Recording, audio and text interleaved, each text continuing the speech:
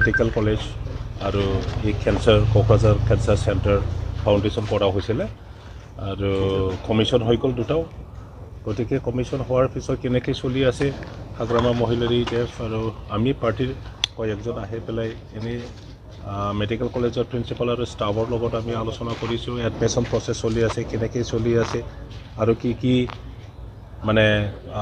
আৰু কি লাগে কি প্ৰব্লেম হৈ আছে সেইবোৰ আমি জানিবৰ কাৰণে তেখেতসকলৰ লগত আমি কথা পাতিছোঁ আৰু এই কেঞ্চাৰ চেণ্টাৰতো আমি আহিছোঁ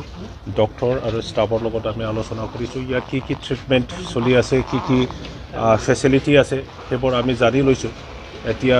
আমি জানামতে মেডিকেল কলেজৰ কমিশ্যন হোৱাৰ পিছত যিটো ট্ৰিটমেণ্ট দি আছে তেখেতসকলে ডক্টৰসকলে আমাৰ পেচিয়েণ্ট তাত কম আহি আছে মানে গাঁৱত ইয়াত খবৰটো পোৱা নাই যে কোকৰাঝাৰ মেডিকেল কলেজত ট্ৰিটমেণ্ট দি আছে ইভেন চাৰ্জাৰী কৰি আছে সেই কথাটো গাঁৱৰ মানুহবিলাকে গম পোৱা নাই ইয়াৰ কাৰণে কোকৰাঝাৰ চিভিল হস্পিটেলত যায় বা বঙাইগাঁও প্ৰাইভেট হস্পিটেলবোৰত যায় এতিয়া চৰকাৰ বা আমি সকলোৱে আপোনালোকেও মিডিয়াৰ মানুহসকলেও গাঁৱৰ কেনেকৈ সেই মেছেজটো পঠিয়াব পাৰে যে কোকৰাঝাৰ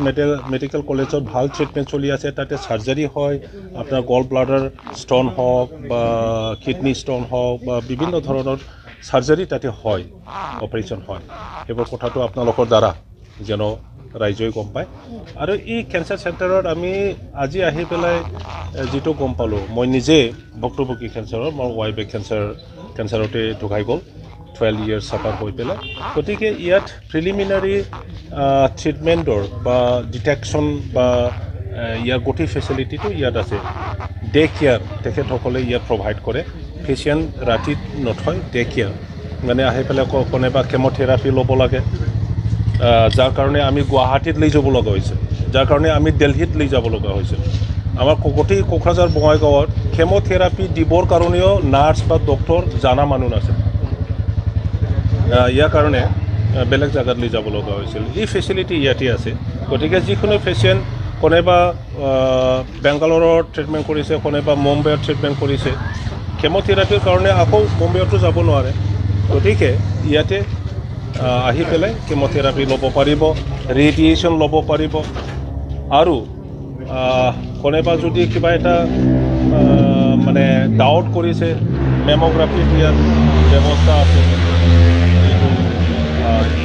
কি কৰিব পাৰে ইনফেকশ্যনৰ কাৰণে আৰু ইয়াত মানে প্ৰায় যি মানে মিনিমাম কেয়াৰৰ হেৰি কিবা আছে লাগে ইয়াত আছে আৰু সেই মেছেজটো আপোনালোকে দিয়ক যেন আমাৰ মানুহবিলাকে গম নাপায় ইয়াৰ কাৰণে কিবা হৈছে যদি বুলি ক'লে ইভেন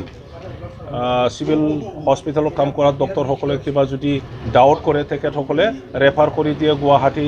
কেঞ্চাৰ ইনষ্টিটিউটত বা বেলেগত তেখেতসকলেও গম নাপায় যে ইয়াৰ কোকৰাঝাৰত ই কেঞ্চাৰ চেণ্টাৰত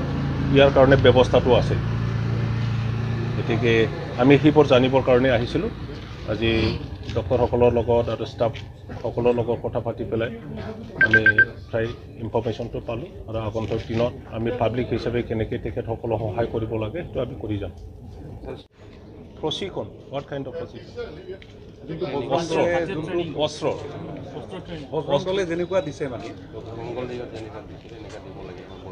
অস্ত্ৰ ট্ৰেইনিংটোতো বড়োবিলাকে দুটা সংগঠন কৰি পেলাই ট্ৰেইনিং লৈছে এটাতো NDAP এটাতো BLP কিন্তু সেইবোৰ তেখেতসকলক বেআইনী বুলি চৰকাৰে